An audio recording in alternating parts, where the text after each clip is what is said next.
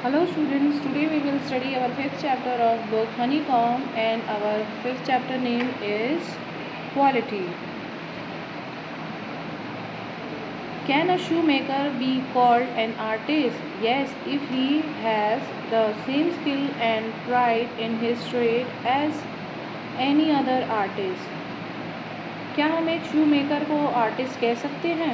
Yes, बिल्कुल कह सकते हैं। अगर उसको अपने काम में या उसको अपने फील्ड में प्राउड फील होता है तो हम उसको बिल्कुल, वो अपने काम को बहुत ईमानदारी से और प्यार से और बहुत लगन से करता है तो हम बिल्कुल उसको एक आर्टिस्ट कह सकते हैं।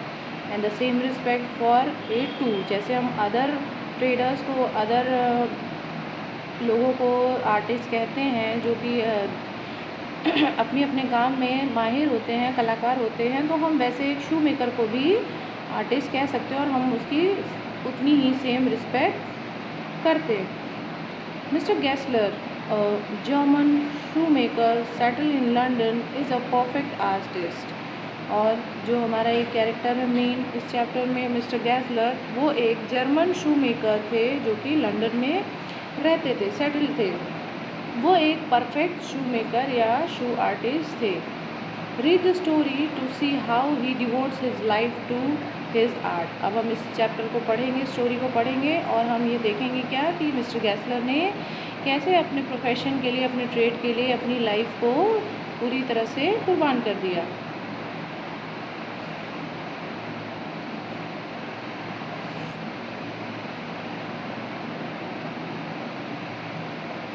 I knew him from the day of my extreme youth because he made my father's boot.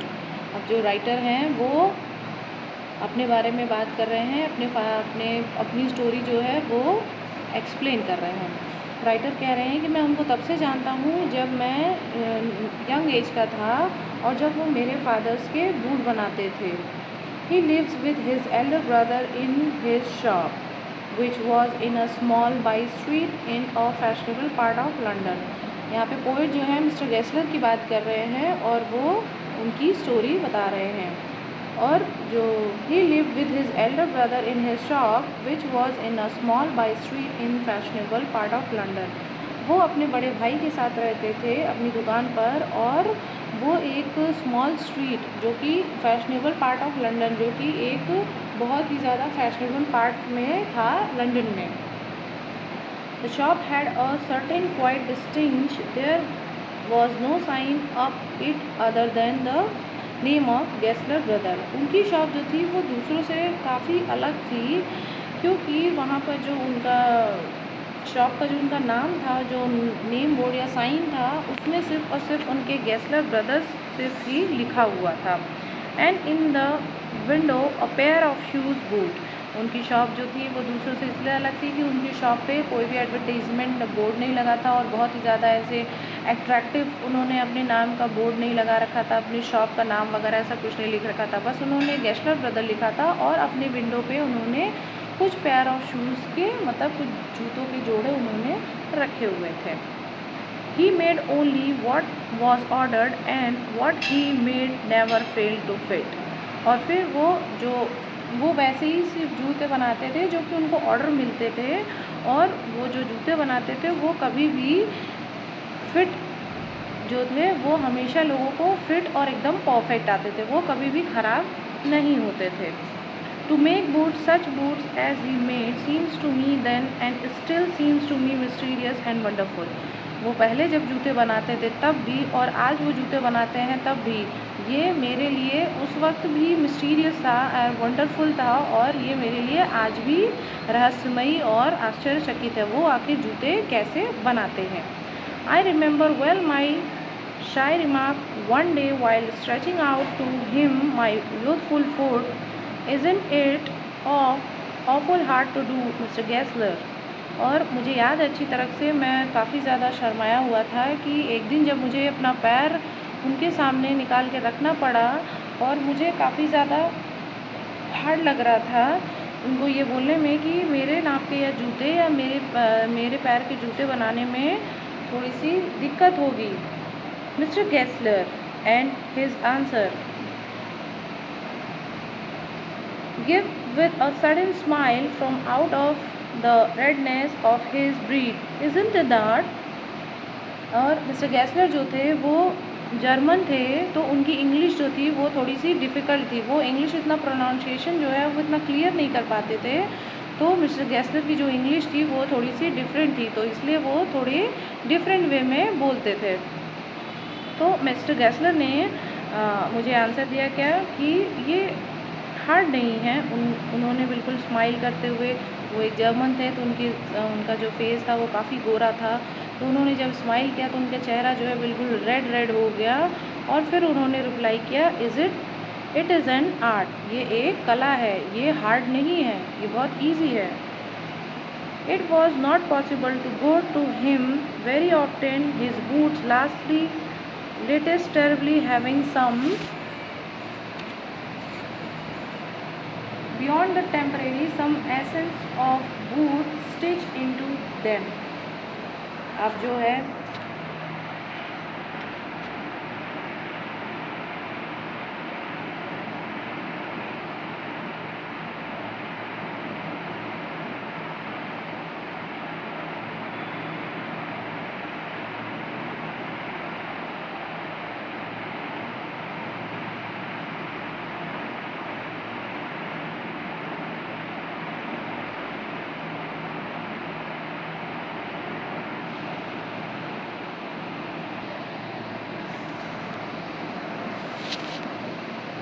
अब जो मिस्टर गैसलर हैं उनके पास में जो शूज़ होते थे वो उनके पास में इतने ज़्यादा शूज़ नहीं होते थे, या तो जो होते थे वो कुछ ही देर के लिए रहते थे, या फिर वो कुछ जो है वो सिलाई के लिए रखे रहते थे। मिस्टर गैसलर के पास में इसलिए शूज़ नहीं होते थे क्योंकि वो सिर्फ ऑर्डर पे ही शूज़ बनाते थे, तो इसलिए उनके पास में एक्स्ट्रा शूज़ नहीं होते थे। One went in not as into most shops but restfully as one enters a church and sitting on the single wooden chair waited।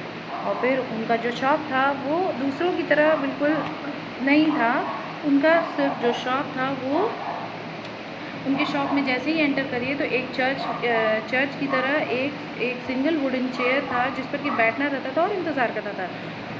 A glitter sound and the tip-tap of his slipper beating the narrow wooden stairs and he would stand before one without coat।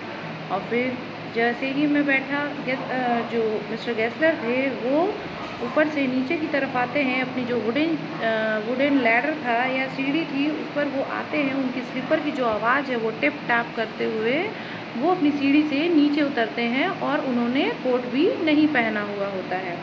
A little band in leather apron with sleeves turned back, blinking as if awkward from some dream of boots।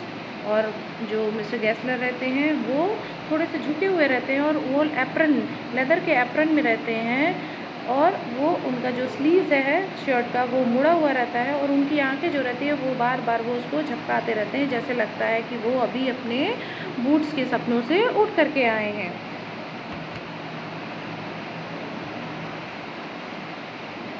And I would say, how do you do, Mr. Gessler? Could you make me a pair of Russian leather boots? और फिर मैंने उनसे पूछा, आप कैसे हैं mister गैसलर, क्या आप मेरे लिए रशियन लेदर्स का एक बूट बना सकते हैं? Without a word, he would leave me wondering whence he came or into the other portion of the shop. और फिर उन्होंने मुझसे बिना कुछ बोले वो अपने शॉप के दूसरे पोर्शन में गए, और जब वो वहाँ से वापस आए तो फिर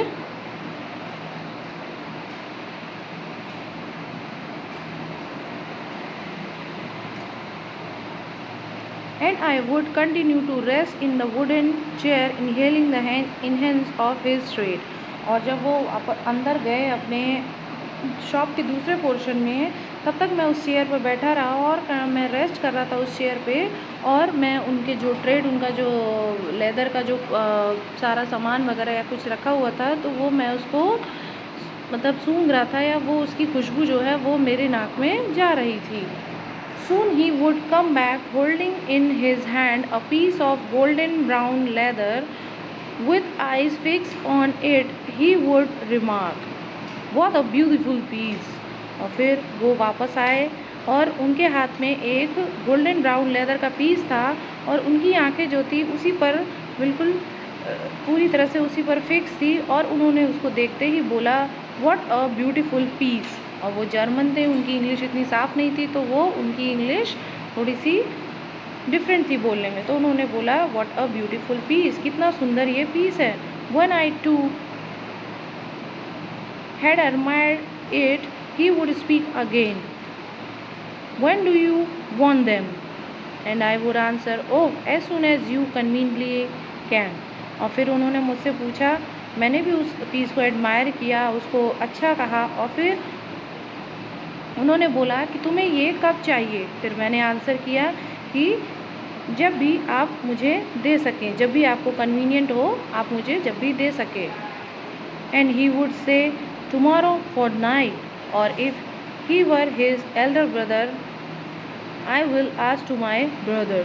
और फिर उन्होंने क्या बोला कि कल शाम के बाद आ जाना, रात में ले लेना मुझसे, या तो फिर मैं अपने बड़े भाई से पूछकर बता दूंगा। Then I would murmur, thank you, good morning, Mr. Gessler, good morning. और फिर मैं अपने मन में गुनगुनाने लगा और फिर मैंने उनसे कहा thank you, good morning mister Gessler. उन्होंने भी मुझ में गुड मॉर्निंग बोला। ही वुड रिप्लाई, उन्होंने मुझे भी गुड मॉर्निंग बोला, still looking at the leather in his hand. और फिर उनके हाथ में जो लेदर का पीस था वो अभी तक उसी को देख रहे थे। And as I move to the door I would hear the tip tap of his slipper going up the stairs to his dream of boot. और फिर मैं जब दरवाजे के पास पहुंचा तो फिर मैंने उनके जो स्लीपर था उसकी टिप टैप चलने की जो आवाज़ थी उसको मैंने सुना, जो कि वो अपने सीढ़ियों से चढ़कर ऊपर जा रहे थे अपनी बूट्स के सपनों में।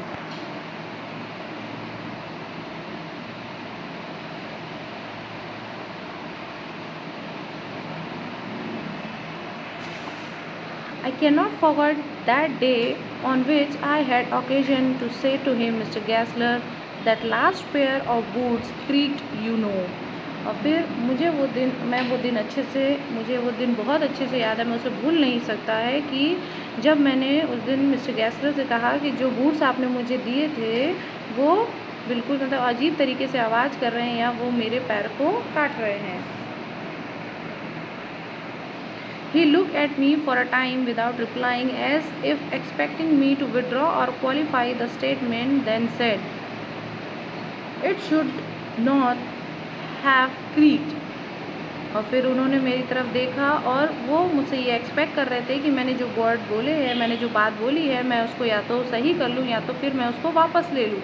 और फिर उन्होंने मुझसे बोला कि नहीं, वो फट या फिर वो कट नहीं सकते हैं, वो ख़राब नहीं हो सकते हैं। बट फिर मैंने बोला it is, I am afraid. और फिर मैंने बोला कि नहीं ऐसा है। फिर मुझे थोड़ा बहुत उनसे डर लगा। You got them with before they found themselves. और फिर उन्होंने बोला क्या कि तुमने उसको भिगा दिया होगा या फिर तुम जब उसको यहाँ से ले गए थे तभी क्या वो भीगा हुआ था। आई डोंट थिंक सो, मैंने बोला नहीं। At that he lowered his eyes as if hunting for memories of those boots. I felt sorry I had mentioned these grave things. और फिर उन्होंने अपनी आंखें नीचे कर ली और फिर वो जैसे कि जब वो उस बूट्स को बना रहे थे तो फिर वो उसी की मेमोरी में, उसी की याद में वो खो गए और वो ये सोचने लगे कि मैंने उस बूट्स को कैसे क्या बनाया था।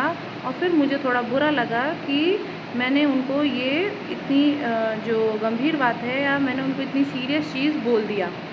Send them back, he said, I will look at them.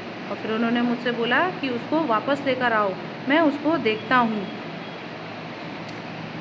Send boots, he continued slowly, are bad from birth.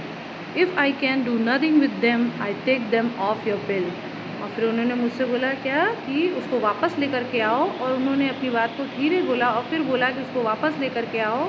कुछ बूट्स ऐसे होते हैं जो कि स्टार्टिंग में बनते हैं तभी वो ख़राब रहते हैं, अगर मैं उसके साथ कुछ नहीं कर पाया, उसको ठीक नहीं कर पाया तो मैं तुम्हारे पैसे लौटा दूँगा।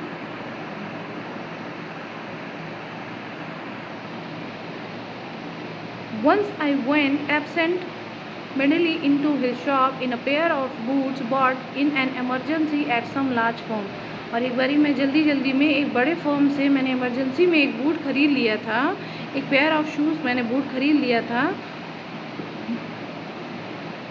He took my order without showing me any leather and I could feel his eyes penetrating an inferior covering of my foot.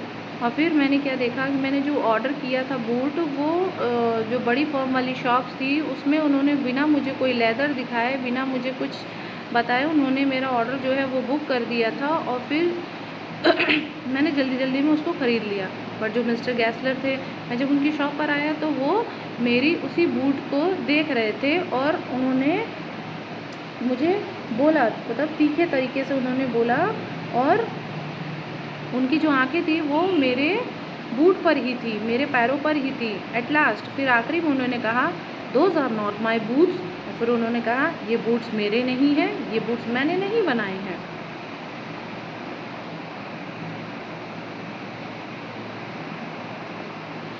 The tone was not one of anger, nor of sorrow, not even of contempt, but there was in it something quite that froze the blood.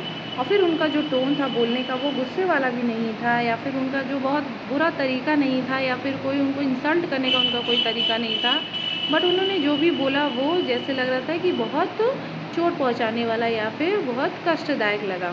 He put his hand down and pressed a finger on the place where the left boots were not quite comfortable.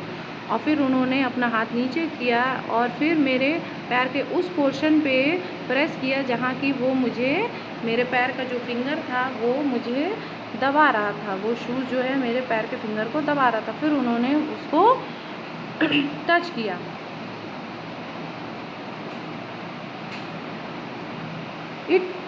It hurts you there, he said. Those big worms are no self-respect. और फिर उन्होंने बोला कि तुम्हें यहाँ दर्द हो रहा है, ये जो बड़े बड़े फॉर्म्स हैं इनके पास कोई अपना सेल्फ रिस्पेक्ट नहीं है.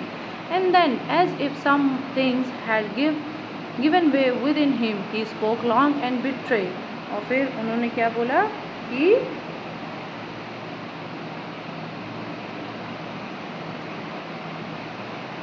ये जो बड़े बड़े फॉर्म हैं इनके पास अपना कोई सेल्फ रिस्पेक्ट नहीं होता है, इनके पास कोई अपना कस्टमर्स के लिए कोई फीलिंग्स नहीं होती है, बस ये अपनी पैसों के लिए बस इसलिए ये काम करते हैं. और फिर मुझे पहली बार ऐसा लगा कि जो मिस्टर गैसलर थे उन्होंने थोड़ा हार्ड वर्ड यूज़ किया. He spoke long and bitterly. उन्होंने थोड़े कटु शब्द या हार्ड वर्ड उनके लिए यूज़ किया. It was the only time I had ever heard him discuss the conditions and hardship of his trade. वो मेरे लिए पहला समय था, पहला टाइम था जब मैंने इनके पहली बार सुना था, जब वो अपने प्रोफेशन के बारे में, अपने उस काम के बारे में उन्होंने ऐसे हार्ड वर्ड्स यूज़ किए और अपनी कंडीशंस को बताया.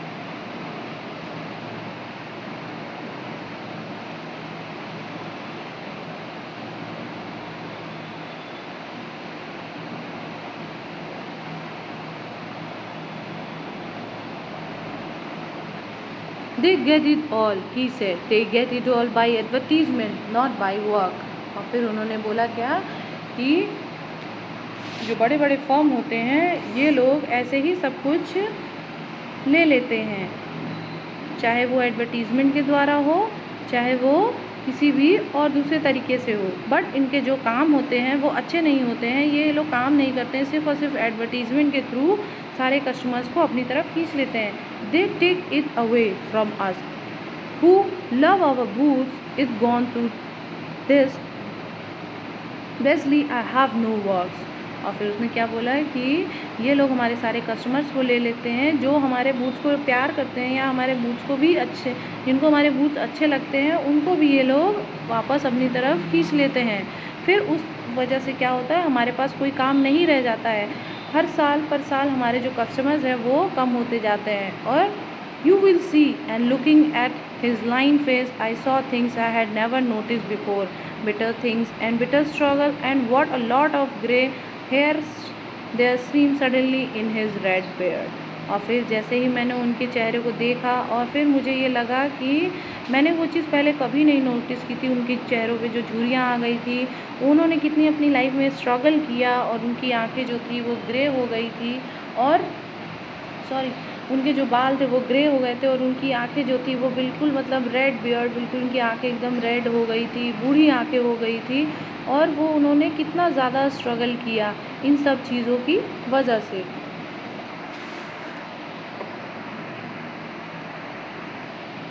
As best I could, I explained the circumstances of those ill-omened boots, but his face and voice made so deep an impression that during next few minutes, और फिर उन्होंने मुझे अपने सर्कमस्टांसेस और सारी चीज़ों को मुझे एक्सप्लेन किया, बट उनका चेहरा और उनकी जो आवाज़ थी उसने मेरे ऊपर बहुत बड़ा इम्प्रेशन छोड़ दिया।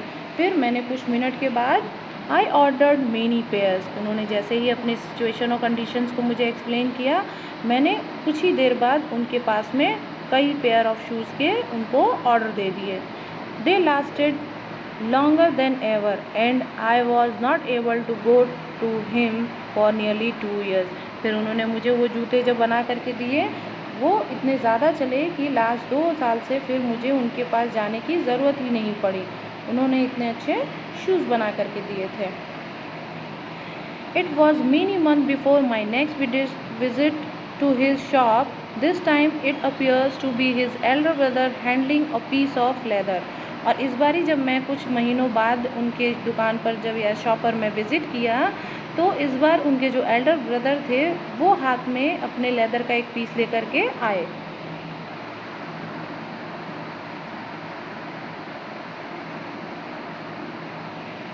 Well, Mr. Gessler, I said, how are you? He came close and peeped at me। और फिर वो मिस्टर गैसलर जो थे, Well, Mr. Gessler, I said, how are you? मैंने मिस्टर गैसलर से बोला आप कैसे हैं? He came closer and peeped at me। उन्होंने बोला मैं ठीक हूँ, but I am really well, he said slowly, but my elder brother is dead।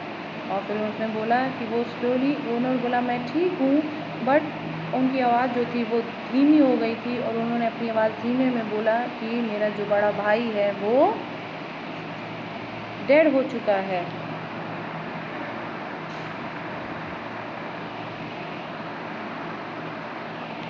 And I saw that it was indeed himself, but how aged and worn।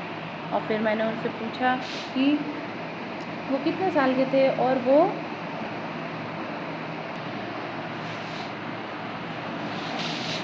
और फिर मैंने उनको देखा और देखने के बाद मुझे लगा कि वो कितने ज़्यादा बूढ़े हो गए और उनकी जो चेहरा है वो कितना अजीब सा हो गया है।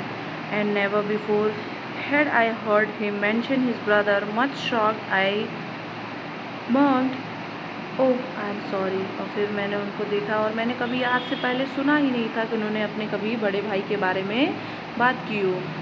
मैं बहुत ज़्यादा शॉक में था, मैंने अंदर ही अंदर आपस में गुनगुनाया और मैंने अपने मन में ही ओह एंड सॉरी करके बोला। Yes he answered, he was a good man, he made a good boot, but he is dead. और फिर उन्होंने आंसर किया कि येस वो बहुत अच्छे आदमी थे, वो बहुत अच्छे बूट्स बनाते थे, but he is now dead. And he touch the top of his head where the hair had suddenly gone as thin as it had been on that of his poor brother। और फिर उन्होंने अपने sir को touch किया जहाँ पर उनके जो बाल थे जो थोड़ा बहुत जा चुके थे और जो थोड़े बहुत उनके बाल थे वो बहुत पतले थे और फिर जैसे लगा कि वो अपने बड़े भाई को याद कर रहे हो या उनके जो हेयर है वो बिल्कुल उनके बड़े भाई की तरह हैं। To indicate I suppose the cause of his death. और फिर वो ऐसा इंडिकेट कर रहे हो कि उनके बड़े भाई की जो मौत हुई है, do you want any boot, वो उसको इंडिकेट कर रहे हो। फिर वो उससे पूछते हैं क्या, do you want any boot, and he help up the leather in his hand, isn't it a beautiful piece. और फिर उन्होंने मुझसे पूछा क्या आपको कोई बूट चाहिए। फिर उनके हाथ में जो लेदर था वो उसको देख रहे थे और फिर उन्होंने उसको बोला कि ये कितना सुंदर पीस है लेदर का।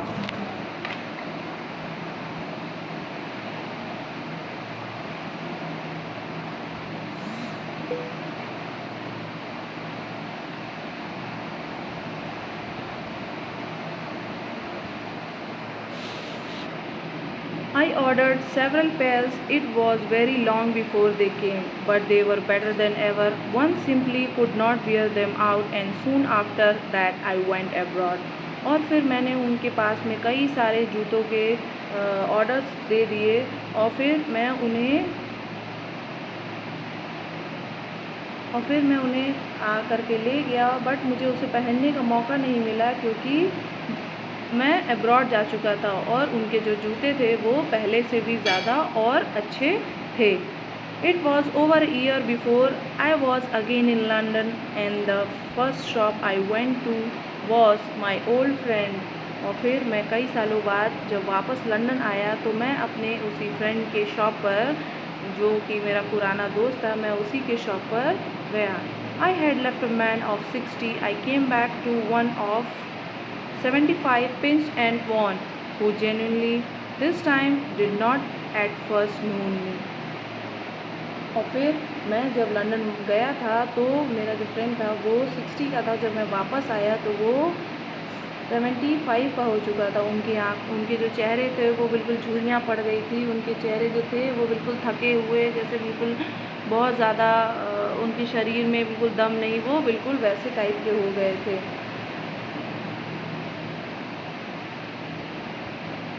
Do you want any boots? और फिर उन्होंने फिर मुझसे पूछा, क्या do you want any boots, क्या तुम्हें कोई बूट्स चाहिए? He said I can make them quickly, isn't it them? और फिर उन्होंने बोला क्या कि मैं इसे बहुत जल्दी बना दूंगा, क्या तुम्हें कोई बूट्स चाहिए? आई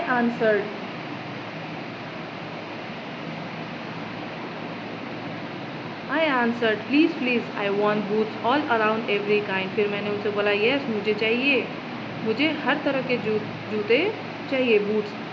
I had given those boots up when one evening they come. One by one I tried them on in a shape and fit it finish and quality of leather, they were the best he had ever made. और फिर एक दिन मैं आया, एक दिन शाम को मैंने एक एक करके सारे शूज़ को मैंने सब ट्राई किया। सब एक से बढ़कर एक थे, सब फिनिशिंग में और क्वालिटी में सब एक से बढ़कर एक थे, और मैंने आज से पहले इतने अच्छे बूट्स कभी नहीं देखे या किसी ने बनाए हो। I flew downstairs, wrote a cheque and posted it at once with my own hand. और फिर मैं नीचे आया, सीढ़ियों से उतर के मैं नीचे आया और मैंने अपने हाथ से एक चेक लिखा और फिर मैंने उनको अपने हाथों से उनको हैंड ओवर कर दिया। A week later, passing the little street, I thought I would go in and tell him how splendidly the new boots fitted. और फिर मैं एक हफ्ते बाद मैं उसी स्ट्रीट से रास्ते से पास कर रहा था तो मैंने सोचा क्या कि मैं उनको जा कर के बता दूं कि जो उन्होंने बूट्स बनाए हैं वो मुझे कितने अच्छे और कितने बहुत बढ़िया तरीके से मुझे फिट हो रहे हैं और उन्होंने बहुत अच्छे बूट्स को बनाए हैं। But when I came to where his shop had been, his name was gone. और जब मैं उनकी शॉप पर आया तो मैंने क्या देखा कि उनका जो नाम था वो हट चुका था। I went in very much disturb in the shop, there was a young man with an English face. और जब मैं उनकी शॉप पर गया तो मैंने क्या देखा, मैं बहुत ज़्यादा डिस्टर्ब हो गया। और फिर जब मैं अंदर गया तो मैंने क्या देखा, एक यंग मैन जो कि नौजवान आदमी था, वो था जो कि फॉरेनर या इंग्लिश मैन, अंग्रेज लग रहा था। मिस्टर गैसलर इन, आई सेड, मैंने पूछा क्या मिस्टर गैसलर हैं? No sir, he said, but we can attend to anything with pleasure, we have taken the shop over. और फिर उसने बोला क्या कि नहीं, मिस्टर गैसलर तो नहीं है, बट हम आपको जो भी चीज़ चाहिए वो हम आपको दे सकते हैं, हमने इस शॉप को ले लिया है। Yes yes, I said, but mister Gessler, मैंने कहा हाँ हाँ क्यों नहीं, बट मिस्टर गैसलर वो कहाँ हैं? Oh, he answered, dead. But I only receive those boots from him last Wednesday week. और फिर मैंने आंसर किया डेड, बट मैंने उनसे ये पेयर ऑफ शूज़ जो लिए हैं मैंने उनसे लास्ट वेडनेसडे को ही तो लिया है।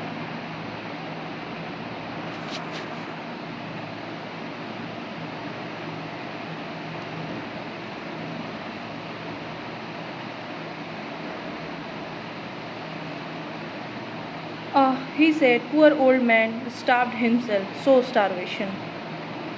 So उसने बोला वो एक बूढ़े गरीब आदमी थे जो कि उन्होंने अपने आप को स्टाफ पे रखा हुआ था, वो अपने आप को भूखे रखते थे और वो धीरे धीरे भूखे होने की वजह से उनकी मौत हो गई। द डॉक्टर कॉल्ड इट, और डॉक्टर ने भी यही बताया था। You see he went to work in such a way would keep the shop on, would not have a soul touch his boots except himself। और फिर वो इस तरीके से काम करते थे, इतने उनकी शॉप में, उनके काम में इतना ज़्यादा उनको लगन था कि वो उनकी जो आत्मा थी वो अभी तक भी उनके बूट्स में ही है। वो उनका जो काम था, उनकी जो काम में उनकी लगन थी, वो पूरी तरह से उसमें लिप्त रहते थे और वो उनकी जो आत्मा है वो अभी तक बूट्स में ही, एक्सेप्ट बूट्स, उनकी जो आत्मा है वो सिर्फ बूट्स में ही रहती थी। When he got an order, it took him such a time। और फिर जब उनको कोई ऑर्डर मिलता था तो वो काफ़ी टाइम उनको लग जाता था। इस वजह से पीपल वोंट वेट, और इसलिए लोग इंतज़ार नहीं करते थे। ही लॉस्ट एवरीबडी, इसीलिए वो अपने सारे कस्टमर्स को खो दिए। And there he did sit going on and on, और फिर वो वहीं पर बैठे बैठे रहते थे और चलते गए। I will say that for him not a man in London made a better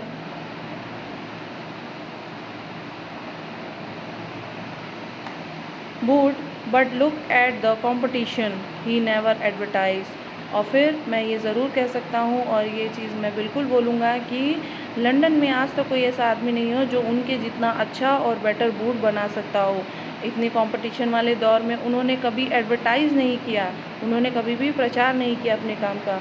would have the best leather to and do it all himself. उनके पास जो है सबसे अच्छे लेदर्स रहते थे और वो सारा काम खुद ही करते थे। Well there it is, what could you accept with these ideas. अब आप क्या कर सकते हैं, कोई फ़ायदा नहीं है। उनके जो आइडियाज़ थे वो इसी तरीके के थे। बट स्टारवेशन मतलब वो भूखे रहते थे, बट ऐसा कैसे। That may be a bit flowery as the saying is, but I know myself. He was sitting over his boot day and night to the very last you see I used to। और फिर मैंने उनको देखा है, उनके काम को देखा है, उनकी लगन को देखा है।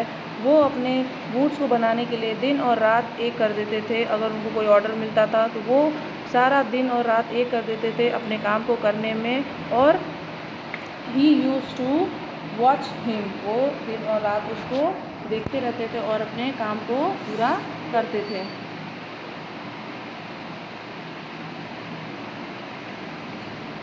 और वो अपने काम में इतने ज़्यादा बिजी हो जाते थे कि वो अपने आप को कभी टाइम नहीं देते थे। Never give himself time to eat and never give time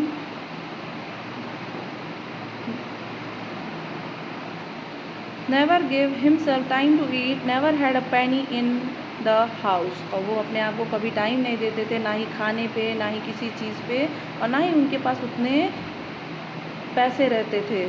all went in rent and leather, और उनके जो पैसे रहते थे वो सब किराए में चले जाते थे या तो फिर लेदर परचेज करने में।